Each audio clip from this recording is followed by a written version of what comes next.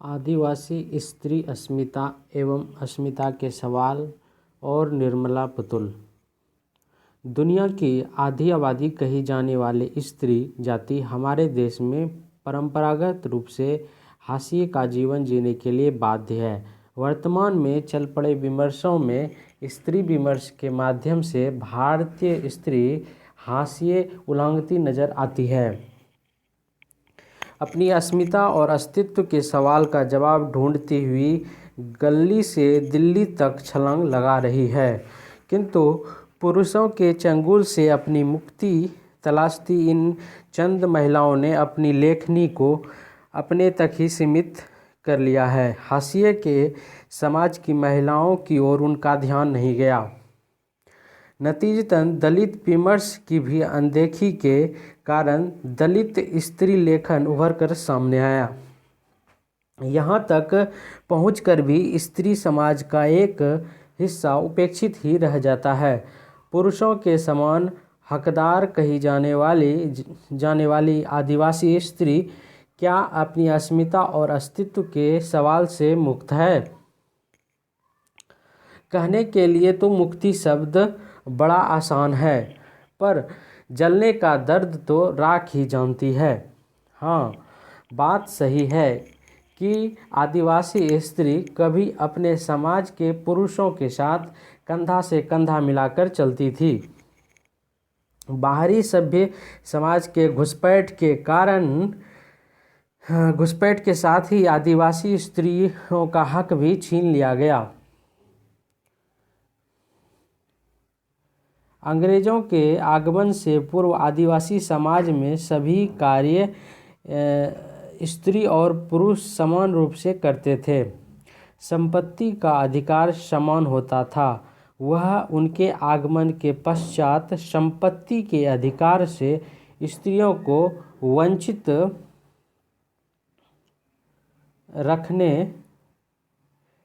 तथा पुरुष वर्चस्व की दृष्टि से उन्हें हल चलाने, घर का छप्पर छाने या तीर धनुष चलाने जैसे कामों से वर्जित कर दिया गया।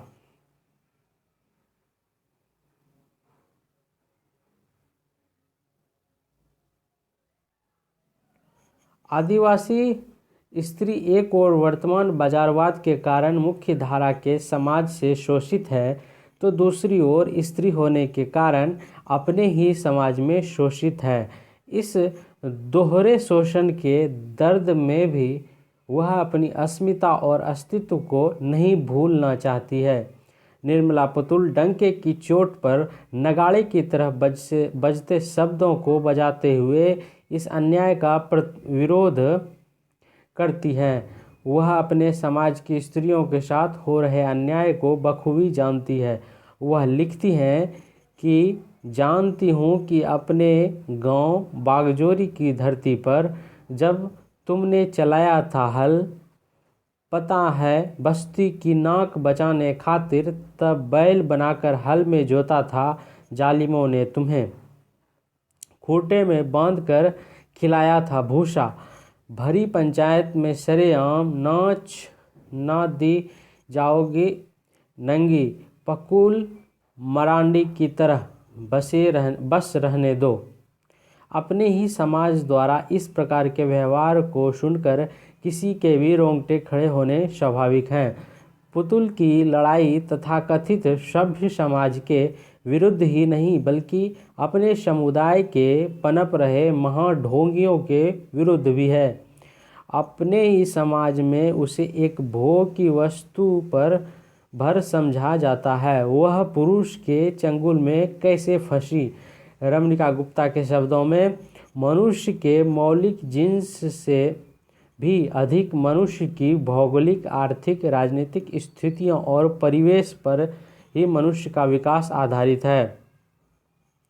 स्त्री पर भी यदि यही लागू होता है। बावजूद इसके एक साझी व्याख्या तो स्त्री की समझ में आ ही गई कि पुरुष ने उसके मन को गुलाम बनाने से पहले उसे परिवार, ब्याह, संतान और समाज की लक्ष्मण रेखाओं के बाड़े में कैद करके उसके शरीर को गुलाम बनाया और उसे सभी अधिकारों से वंचित किया।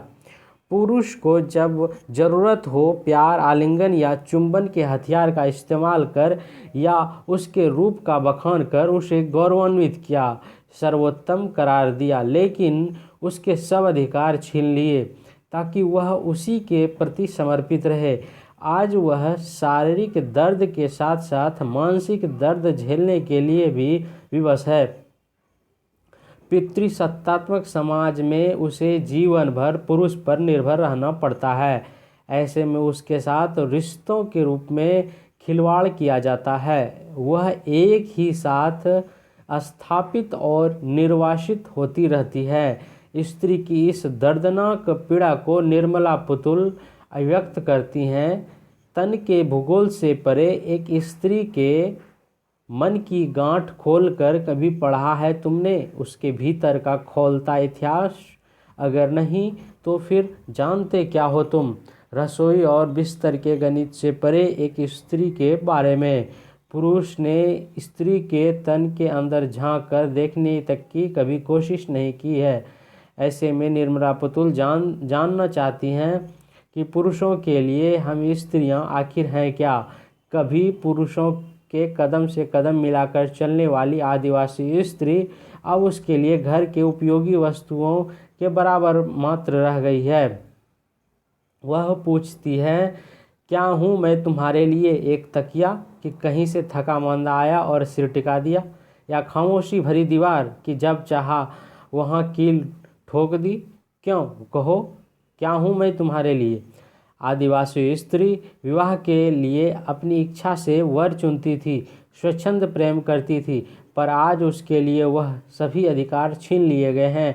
आज उसे अपने बाबा से गुहार लगाना पड़ रहा है कि बाबा मुझे उतनी दूर मत ब्याहना उस देश में जहाँ आदमी से ज़्यादा ईश्वर बसते हों, जंगल नदी पहाड़ नहीं हो जहाँ, वहाँ मत कराना मेरा लगन। उसके इस गुहार में इतनी वेदना है कि उससे किसी भी सहृदय मनुष्य का हृदय पिघल जाना स्वाभाविक है।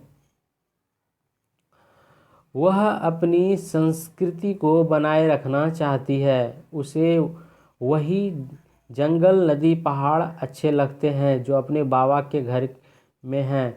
वह अंदर ही अंदर सहमी हुई है कि जहाँ उसे ब्याहा जाएगा क्या वहाँ यह सब कुछ मिल पाएगा? क्या उसे प्यार करने वाला पति मिल पाएगा? आज वह जानने लगी है कि उसके खिलाफ होने वाले षड्यंत्र को, चाहे वह आंतरिक हो या बाहरी, वह इस छद्म को पहचान गई है। आज वह घर परिवार पुरुष का सुरक्षात्मक छाता, रिश्तों की भावनात्मक बेड़ियां सभी को नकार अपनी अस्मिता के निर्माण के लिए जूझने लगी है। निर्मला जी बाहरी पुरुषों द्वारा होने वाले स्त्री शोषण को पहचान कर अपने समाज के लोगों से उसका विरोध करने के लिए कहती हैं। मैंने देखा था चुड़का सोरेन, तुम्हारे पिता को अक्सर हंडिया पीकर पिछवाड़े बसबिट्टी के पास उघड़ाए हुए कठुआई अंगुलियों से दोना पत्तल चटाई बुन बाजार ले जाकर बेचते हुए तुम्हारी माँ को हजार हजार कामुक आँखों और सिपाहियों के पंजे झेलती, किसी बाज के चंगुल में चिड़िया की तरह फड़फड़ाते हुए एक बार देखा था उसे। देखो तुम्हारे ही आंगन में बैठ तुम्हारे हाथों बना हड़िया तुम्हें पिला पिला कर कोई कर रहा है तुम्हारी बहनों से ठिठोली। बीड़ी सुलगाने के बहाने बार बार उठकर रसोई में जाते उस आदमी की मंशा पहचानो चुड़का सोरेन। यहाँ निर्मला जी चुड़का सोरेन के माध्यम से संपूर्ण आदिवासी समाज से सजग करना चाहती हैं, उन्हें अपने अस्तित्व और अस्मिता की याद दिलाती हैं। इन्हीं बाहरी लोगों की घुसपैठ की वजह से हो रहे दैहिक शोषण के दर्द को उघाड़ते हुए पुरुषों को ललकारती हुई, अगर तुम मेरी जगह होते कविता में लिखती हैं। बताओ ना कैसे लगता है जब पीठ थपथपाते हाथ अचानक मापने लगते हैं मांसलता की मात्रा, फ़ोटो खींचते कैमरे के फोकस, होठों की पपड़ियाँ से बेखबर केंद्रित होते छाती के उभारों पर। आदिवासी समाज के विकास के नाम पर गैर आदिवासी समाज उसका शोषण करता रहा है। निर्मला जी इससे वाकिफ़ हैं। वे चुड़का सोरेन से कहती हैं, उस दिलाव दिलावर सिंह को मिलकर ढूंढो चुड़का सोरेन, जो तुम्हारी ही बस्ती की रीता कुजूर को पढ़ाने लिखाने का सपना दिखाकर दिल्ली ले भागा और आनंद भोगियों के हाथ बेच दिया। हम देख सकते हैं कि किस प्रकार गैर आदिवासी समाज धीरे धीरे शिरकत कर पहले आदिवासी समाज को उजाड़ने का और अब उनके स्त्रियों के देह के साथ खिलवाड़ करने का काम कर रहा है। आज आदिवासियों के जंगल उजड़ गए, उनका विस्थापन शहरों के किनारे झोपड़पट्टियों में हुआ। वहाँ भी आदिवासी स्त्री अपने ही पुरुषों का मार सह कर परिवार के पालन पोषण करने के लिए तत्पर है। रोजगार के लिए वह दिल्ली जैसे शहरों में जाती है, जो काम के नाम पर तन को गिरवी रखने की बात की जाती है। निर्मला जी स्त्रियों के इस दैहिक शोषण का विरोध करती हैं। अपने समाज की माया को दिल्ली में ढूंढती हुई, तुम कहाँ हो माया?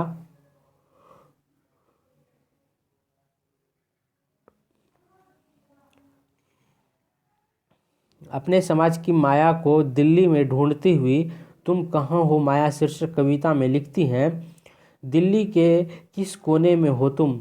मयूर विहार, पंजाबी बाग या शहादरा में? कनॉट प्लेस की किसी दुकान में सेल्स गर्ल हो या किसी हर्बल कंपनी में पैकर? कहाँ हो तुम माया, कहाँ हो? कहीं हो भी सही सलामत या दिल्ली निगल गई तुम्हें? ऐसे में आदिवासी समाज तथा स्त्रियां जाए तो कहाँ जाए? आदिवासी स्त्री स्वयं को पुरुष दृष्टि से देखने के लिए मजबूर है। घर, संतान, प्रेम आदि सब के उसके लिए मात्र एक स्वप्न से अधिक कुछ नहीं रहे हैं। उसका यथार्थ जीवन इतना कटु है, उससे उसका सपने का जीवन भी अमूर्त हो जाता है। वह अपनी अस्मिता की तलाश को कल्पना में ही ढूंढती रह जाती है। निर्मला जी इस चाह रूपी अस्मिता की तलाश को अपनी जमीन तलाशी बेचैन स्त्री कविता में अभिव्यक्ति देती हैं। अपनी कल्पना में हर रोज एक ही समय में स्वयं को हर बेचैन स्त्री तलाशती है। घर, प्रेम, जाति से अलग अपनी एक ऐसी जमीन जो सिर्फ उसकी अपनी हो, एक उन्मुक्त आकाश जो शब्द से परे हो, एक हाथ जो हाथ नहीं उसके होने का आभास हो। पुरुष समाज को उखाड़ता है स्त्रियों का स्त्री दृष्टि से चीज़ों को देखना, उनका ऊंची आवाज़ में बोलना, बड़बड़ाना, स्त्रियों का मर्यादा में रहना, मीठा बोलना, सहनशील होना ही उन्हें पसंद है।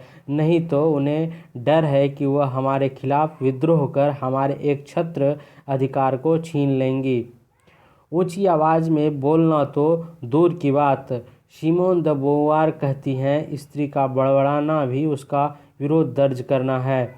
स्त्री जान गई है कि हमारे स्वतंत्र होकर जीने से तथा पुरुषों के समान मिलकर कार्य करने से पुरुषों को आपत्ति है और अब पुरुष दृष्टि के अनुसार चलना भी संभव नहीं है। निर्मला जी तुम्हें आपत्ति है कविता में पुरुष दृष्टि का विरोध करती हैं, पर यह कैसे संभव है कि हम तुम्हारे बनाए फ्रेम में जड़ जाएं, ढल जाएं, मनमाफिक तुम्हारे सांचे में। मैंने तो चाहा था साथ चलना, मिल बैठकर साथ तुम्हारे गढ़ना चाहती थी बस्ती का नया मानचित्र। मुझे याद है जब मैं तल्लीन होती थी किसी योजना का प्रारूप बनाने में या फिर तैयार करने में बस्ती का नक्शा, तुम्हारे भीतर बैठा आदमी मेरे तन के भूगोल का अध्ययन करने लग जाता। अब तुम ही बताओ, ऐसे में भला कैसे तुम्हारे संग साथ बैठकर हंसूं बोलूं, कैसे मिलकर कुछ करने के बारे में सोचूं, कैसे धीरे से रखूं वह बात जो धीरे रखने की मांग नहीं करती। क्या माँ के गर्भ से ही ऐसा पैदा हुई मैं? निर्मला पुतुल की कविताएं सवालों की बौछार करती हुई, अन्याय के विरुद्ध ललकारती हुई कविताएं हैं।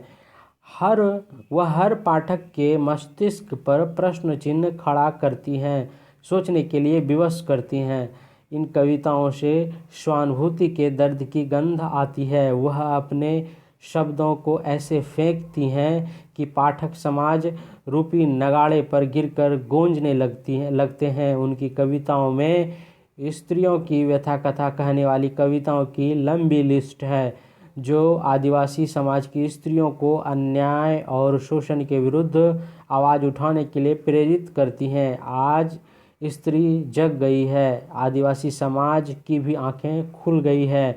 अब वह बोलने से, वह आवाज़ उठाने से कतई नहीं कतराती हैं। ज़रूरत है तो सिर्फ शासन और समाज के सक्रिय सहयोग की, नहीं तो उसे एक बार फिर से सिंह की दाई बनते देर नहीं लगेगी।